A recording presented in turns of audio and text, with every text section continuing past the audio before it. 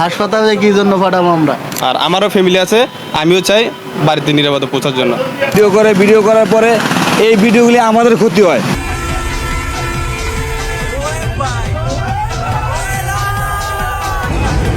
ঈদকে সামনে রেখে মহাসড়কের যাত্রীবাহী বাসের বেপরোয়া গতিতে চালানো ও বাউলি খেলার প্রবণতা নতুন করে উদ্বেগ তৈরি করেছে। বাতাসের চেয়ে দ্রুত গতিতে ছুটে চলা বাস, মাঝে মাঝে হেডলাইটের ডিপার কিংবা হঠাৎ হঠাৎ বাউলি দিয়ে চালকদের নিজেদের দক্ষতার জানান দেওয়ার চেষ্টা, এসব দৃশ্য এখন অনেকটাই পরিচিত। তবে সবকিছু ছাপিয়ে মহাসড়কে এই বাসের মরণঘাতী বাউলি খেলা যেন এখন যাত্রীদের কাছে আতঙ্কের আরেক নাম হয়ে উঠেছে।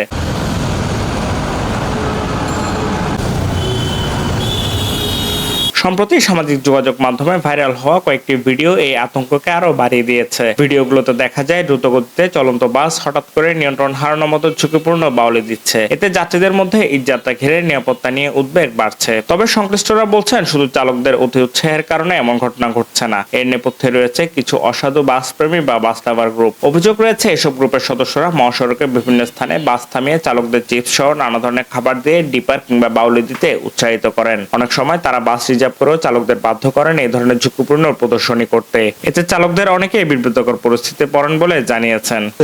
বৈশা এই ভিডিও করার পরে এই ভিডিওগুলি আমাদের ক্ষতি হয়। তারা তো মালিক, আমাদের মালিক পক্ষ তো মালিকরা জানে যে ভিডিও আমরা তো ভিডিও করি না, ভিডিওগুলি এরা নিয়ে ছাড়লে এরা বিউ হয়, মানে ব্যবসা করার জন্য ভিডিওগুলি ছাড়ে। এরা গাড়ি চলে না 120, হ্যাঁ মোবাইলে চলে 130। তো আমি এই জিনিসটা বুঝতে পারতাছি না যে ভিডিওটা কই থেকে নেয় এরা। দেখে ভালো লাগে না, একটু জোরে চালাতে হয়, একটু জোরে চালান, একটু ওভারটেক করেন।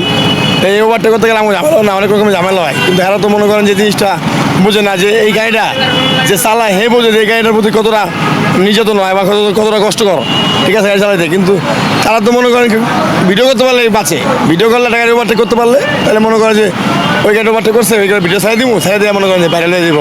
কিন্তু এটা তো ভাই ঠিক না, অনেক সমস্যা হবে, আমাদেরকে অনেক সমস্যা হয়। একটা গাড়ি ওভারটেক করলাম বা দুটা বাউলি মারলাম, মারার পর মনে করেন কি হইতেছে, এটা ভিডিওটা বাইরে হইতেছে, প্রত্যেকটা মাহাজন প্রত্যেকটা কোম্পানি দেখতেছে না, তখন এগুলো দেখার পর আমরা চাকরির জন্য যদি যাওয়ার পর তারা কী করে জানেন, না এই লোক তো বাইরের লোক, এটা তো সেলিব্রিটি লোক, এই লোকের চাকরি দেওয়া যাবে না।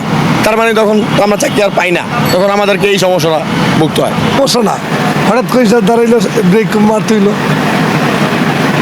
সমস্যা না। রানিং চলতে গিয়ে হঠাৎ করে সামনে দাঁড়াইলো, ব্রেক করতে হইলো, আমার পাওয়ার সময় গাড়ি স্পিডে দেখে না, সমস্যা।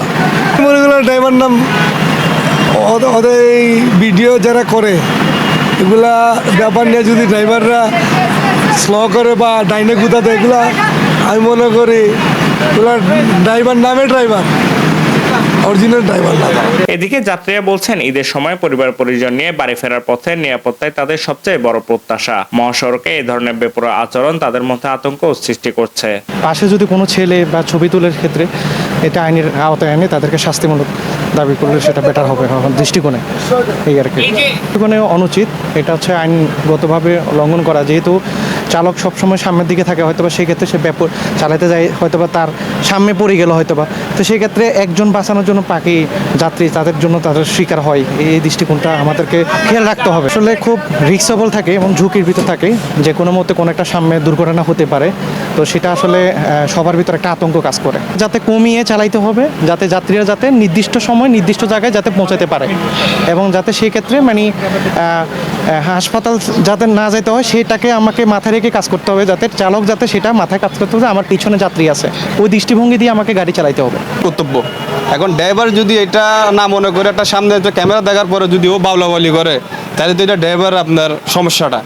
এখন এটা তো যাত্রী তো এটা চায় না, যাত্রী যে আমরা নিরাপদ গন্তব্যে পৌঁছাই, এটা তো প্রত্যেকটা ড্রাইভার চায় না। এখন কিছু কিছু ড্রাইভার আছে মানে আপনার টিকটক করার জন্য, ভাইরাল হওয়ার জন্য মানে ওরা করে। এখন একজনের কারণে তো 10 জনের ক্ষতিটা আপনি দেখতে হবে। তবে আপনার রোডে যে যারা বাস লাভার বলতেছে ওদেরকে নিয়ন্ত্রণ করতে হবে। দ্বিতীয় নাম্বার হলো আপনি একজন ড্রাইভার, আপনার থেকে মাথা ঠান্ডা রাখি গাড়িটা চালাতে হবে, যে আমি একজন টিকটকার দেখলে বালুটা আমি দিব না। এটা হলো একটা ড্রাইভারের মানে মাথায় থাকতে হবে।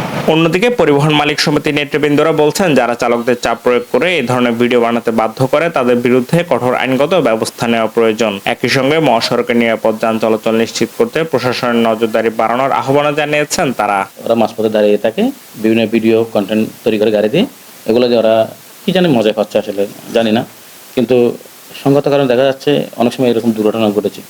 তো আমাদের জায়গা থেকে আমরা সবসময় ড্রাইভারদেরকে বা হেল্পারদেরকে আমাদের একটা নির্দেশনা রয়েছে যে কোনোভাবে রাস্তার মধ্যে ঝুঁকিপূর্ণভাবে কোনো রকম গাড়ি চালানো না চালায়। এটা এরকম ঝুঁকিপূর্ণ অবস্থার মধ্যে পড়ে যায়, অনেক সময় অ্যাক্সিডেন্ট করে হতাহত হচ্ছে। তা আমি আমাদের জায়গা থেকে আমাদের করে নির্দেশনা থাকবে যে কোনোভাবে এইসব কাজের সাথে আমাদের ড্রাইভার স্টাফ যুক্ত নয়। আর আমি এখানে আপনাদের সাথে আপনার মাধ্যমে বলবো যে প্রশাসনকে যারা ঝুঁকিপূর্ণ এসব সড়কের মধ্যে অ্যাক্সিডেন্ট হয়, মানে দুর্ঘটনা ঘটে এরকম কর্মকাণ্ডের সাথে যুক্ত থাকে, তাদের মধ্যে আইনগত ব্যবস্থা নেওয়া। সংশ্লিষ্টরা মনে করছেন ঈদ যাত্রাকে নিরাপদ করতে হলে শুধু চালকদের সচেতনতা নয়, বরং যাত্রী, পরিবহন মালিক ও প্রশাসন সব পক্ষের সমন্বিত উদ্যোগ প্রয়োজন। তবে মহাসড়কে এই মরণঘাতী বাউলি খেলা বন্ধ করা সম্ভব হবে। Shafayet Morshed, news day 24।